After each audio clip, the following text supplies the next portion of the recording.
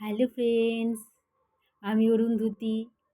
ইউটিউবে আমার চ্যানেলের নাম আমি অরুন্ধতী তানিয়া বলে আছে। আজকে তোমাদের সাথে চলে এলাম আর একটা গল্প নিয়ে। তোমরা কিন্তু আমার গল্পগুলো শুনো, ঠিক আছে? তোমরা কিন্তু আমার গল্পগুলো শুয়ে শুয়েও শুনতে পারো আরাম করে। আজকের গল্পর নাম হলো শাস্তি। গল্পকার আমি তানিয়া, গল্প পাঠে আমি তানিয়া। গল্পটা খুব একটু অন্যরকম, জানো তো? তোমরা শোনো, নিশ্চয়ই ভালো লাগবে। গল্পটা অনেক বড়, জানো তো? আমি তাই জন্য পার্টে পার্টে ছাড়বো। ধরো আজকে একটা পার্ট ছাড়লাম, কালকে একটা পার্ট ছাড়বো। ৪-৫ দিন আমার গল্পটা শেষ হতে লাগবে, ঠিক আছে? গল্পের নাম শাস্তি।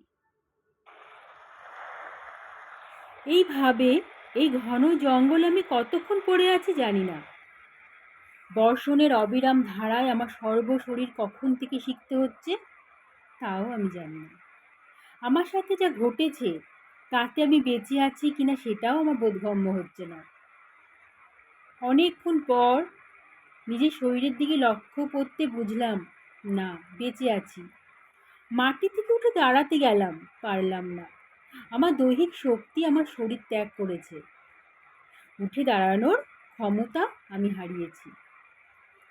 আমি বুঝে উঠতে পারছি না আমার সাথে যা ঘটেছে সেটা কি কালকে রাতে না তারও আগে। আমার সর্বশরীর জুড়ে একাধিক আঘাতের চিহ্ন, কোথাও বা নখে, কোথাও বা কামড়ানো। আমার স্তনযুগল ক্ষত বিক্ষত, ঠোঁটের কষে রক্ত শুকিয়ে গেছে। আমার যোনিপথ বেয়ে অবিরাম রক্ত ঝরছে। বুঝলাম এই আমার ৩ মাসের ভ্রূণ সন্তানের রক্ত। সে কি আমার গর্ভে এখনো আছে নাকি? আর ভাবতে পারলাম না। আমার মাথার শিরা উপশিরাগুলো ছিঁড়ে বেরিয়ে আসতে চাইছে। আমার স্বামী অনির্বাণ, সে কোথায়? আমায় খুঁজতে কেন আসেনি? অনির্বাণকে কি ওরা... না না,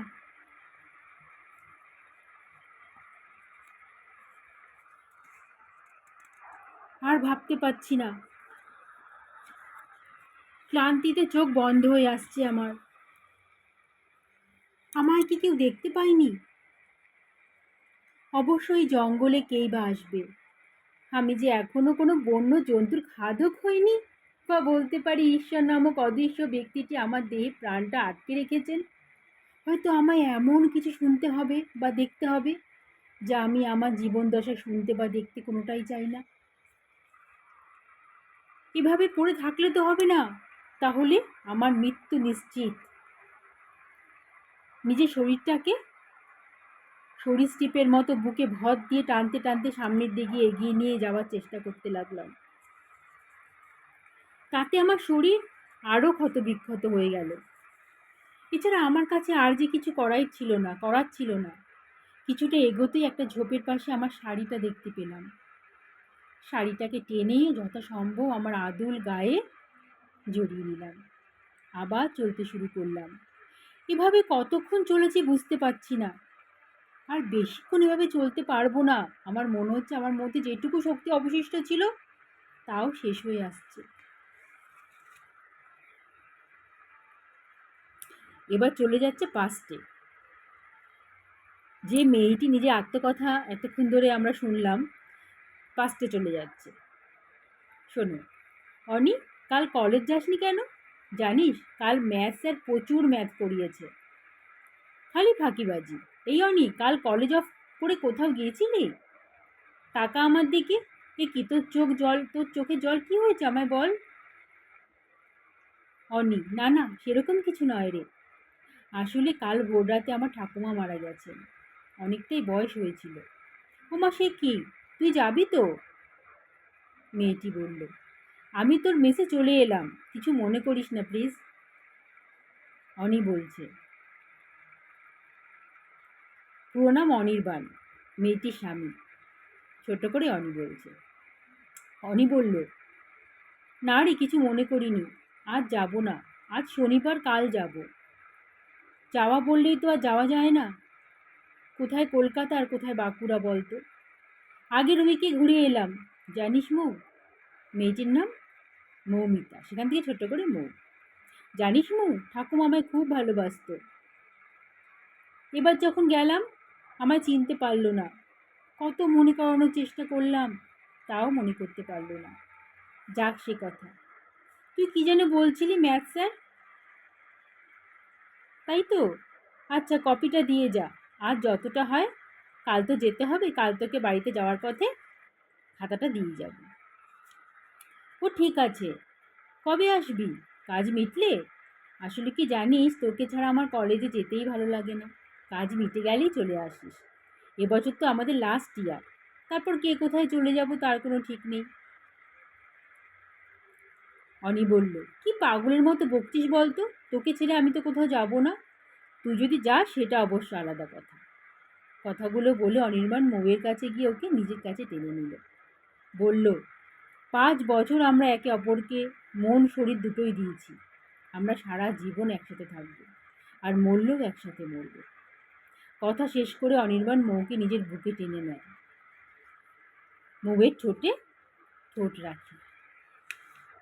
মৌ অনির্বাণকে জাপটে ধরে বলল, ও তাই বুঝি? আর দিশা, ওর কি হবে? তোর প্রেমে তো একেবারে হাবুডুবু খাচ্ছে। ও যদি জানে আমি তোর মেসে এসেছি। বাকি কথা অনির্বাণ মৌকে শেষ করতে দেয় না। ওর ঠোঁটে আঙুলটি কি বলে, একদম চুপ। না হলে তুই আমাকে যা করতে বারণ করিস আমি কিন্তু তাই করব। মৌ দুহাত দিয়ে মুখ ঢেকে বলে, একদম না অনি, খুব খারাপ হবে কিন্তু। অনেক এসব হয়েছে, আর কিন্তু নয়। অনির্বাণ বলে, আর তো কটা মাস, তারপর এমএসসি কমপ্লিট, একটা চাকরি করব, তারপর তোকে বিয়ে করে সংসার। আমার অনি কথা রেখেছিল। হায়ার সেকেন্ডারি স্কুলে চাকরি পেয়েই অনি বাবা মাকে নিয়ে আমাদের বাড়ি। আমাদের বিয়ে হয়েছে মাত্র 2 বছর 3 মাস।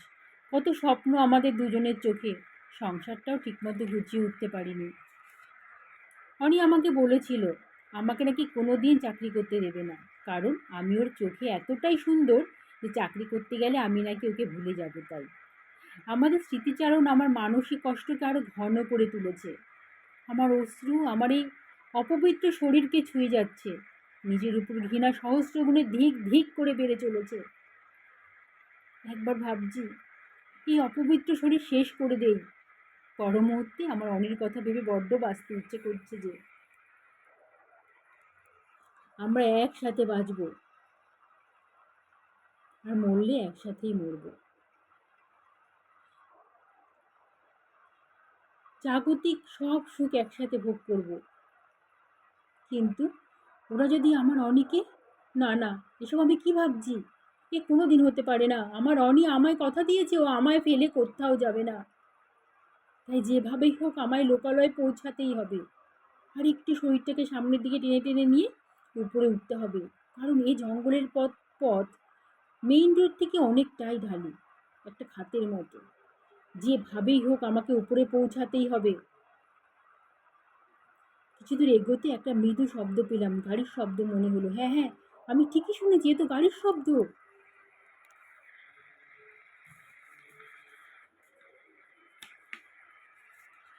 আমাকে অনেকটাই উপরে উঠতে হবে, কিন্তু কি করে? উঠে দাঁড়ানোর ক্ষমতা আমি হারিয়েছি। হাঁটা তো দূরস্থ। এদিক ওদিক তাকিয়ে কিছু অবলম্বন খুঁজতে শুরু করলাম। আমার থেকে একটু দূরে কতগুলো গাছ সারি বেঁধে ওপরের দিকে উঠে গেছে। ওদেরকেই অবলম্বন বানিয়ে আমার উপরে উঠতে হবে। আমার অনি যদি আমার কাছে থাকতো, তো কিছুতেই আমার এই কষ্ট চোখে সইতে পারতো না। অনি, তুমি কোথায়? আমার যে তোমাকে ভীষণ দরকার। এত কিছুর মাঝেও যে একটা প্রশ্ন আমায় আমায় শেষ করে দিচ্ছে। আমি যে গণধর্ষিতা। তুমি পারবে? তুমি পারবে তোমার মৌয়ের এই অপবিত্র শরীরটাকে মেনে নিতে? নাকি তোমাকে ছাড়া যে আমি বাঁচবো না অনি? যদিও জানি না আমি আজ আর কতক্ষণ বেঁচে থাকবো। যদি বাঁচি, তুমি আমায় মেনে নিতে পারবে তো? যদি তুমি আমার থেকে মুখ সরিয়ে থাকো, মৃত্যু ছাড়া আমার আর কোনো গতি থাকবে না।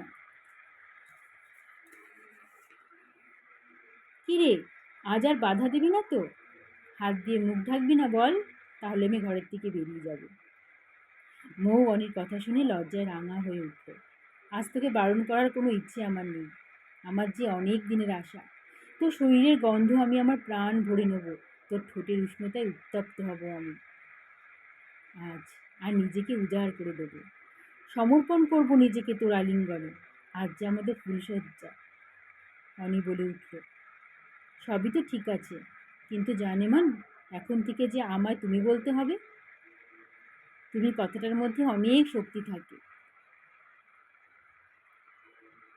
হাজব্যান্ড ওয়াইফের রিলেশন স্ট্রং বানায়। তাই আর তুই নয়, শুধু তুমি। মৌ কুমারী মেয়ে থেকে আজ অনির্বাণের স্ত্রী। অনির্বাণের পূর্ণ অধিকার আছে ওর উপর, সেটা মৌ খুব ভালো করেই জানে। কিন্তু অনির্বাণ জানে না। অনির্বাণকে দেখার পর থেকেই মৌ ওকে স্বপ্নের পুরুষ হিসেবেই দেখতে শুরু করেছিল। ও যে এই দিনটার জন্যই অপেক্ষা করছিল, কবে কোনো দ্বিধা ছাড়াই ওর অনেক চওড়া প্রশস্ত বুকে নিজেকে সমর্পণ করবে। মৌ বলল, শুধু স্ট্রং করবে না, সংসারে দায়িত্ব, কর্তব্য, মূল্যবোধকে অনেকাংশে বাড়াবে। তুমি বললে, অনেক গলা জড়ি ধরে বলে, তাই নাকি? তা তো আমার জানা ছিল না। তবে আমি এখন এটা জানি আমি কি করব আমার মৌ সোনার সাথে। কি তুমি জানো তো আমি কি করব? মৌয়ের নাকে নাক ঘষে কথাগুলো বলে অনি। মৌ অনির বুকে মাথা রেখে বলে, জানি তো, দুষ্টুমি আর অসভ্যতা। কিন্তু মিস্টার অনির্বাণ সেন, আপনি কি জানেন আমিও আপনার এই দুষ্টুমি প্রাণভর উপভোগ করতে চাই। অনির্বাণ মৌয়ের ঠোঁটে ঠোঁট রাখে। সারা রাত এক নারী ও পুরুষের চিরাচরিত লীলা খেলা চলতে থাকে। এইভাবেই ওদের জীবন চলছিল। বিয়ের পরপর ওদের সন্তান নেওয়ার কোনো ইচ্ছে ছিল না, তাই 2 বছর বাদেই আমার অনির সাথে এভাবেই সময় কাটত। বিয়ের পর থেকে একদিনও অনিকে ছাড়া আমি থাকিনি। আজ কদিন হলো আমি অনিকে ছাড়া আছি, তাও বুঝতে পারছি না। গাছগুলোকে দুহাত দিয়ে জড়িয়ে ধরে শরীরটাকে টেনে টেনে উপর দিকে তোলার চেষ্টা করে চলেছি। আমার শেষ নিঃশ্বাসটুকু এবার বোধ হয়। তবু থামছি না কেন? কিসের আশায় আমি? আমার সর্বস্ব শরীর ও মন জুড়ে বিষাদ, হতাশা কাজ করে চলেছে। আমার শরীরে যে গহনাগুলো ছিল সেগুলো ওরা কি? আমার সর্বস্ব শরীর ও মন জুড়ে বিষাদ। আমার সর্বশরীর গহনা নগ্ন। আমায় যদি কেউ খুঁজে পায়, আমার তো ট্রিটমেন্টের দরকার, টাকা আসবে কোথা থেকে? আমি তো এখানে কাউকে চিনি না, না কেউ চেনে আমায়।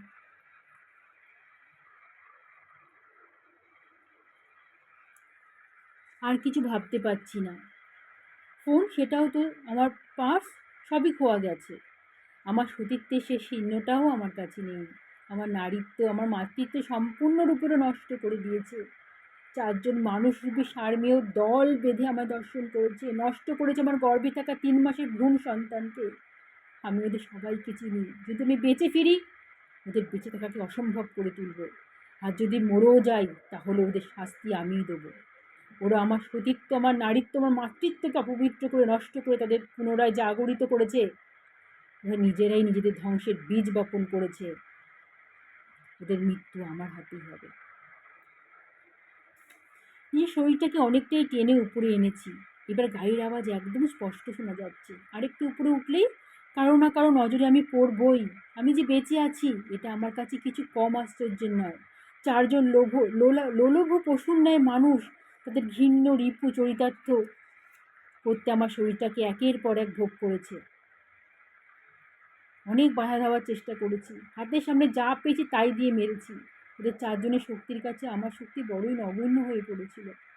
প্রথমে আমার মুখ একটা কাপড় দিয়ে বেঁধে দিয়েছিল, তারপর কেউ হাত চেপে ধরেছিল, তো কেউ পা। আমার কিছু করার ছিল না, নিজের সর্বনাশ দেখা ছাড়া।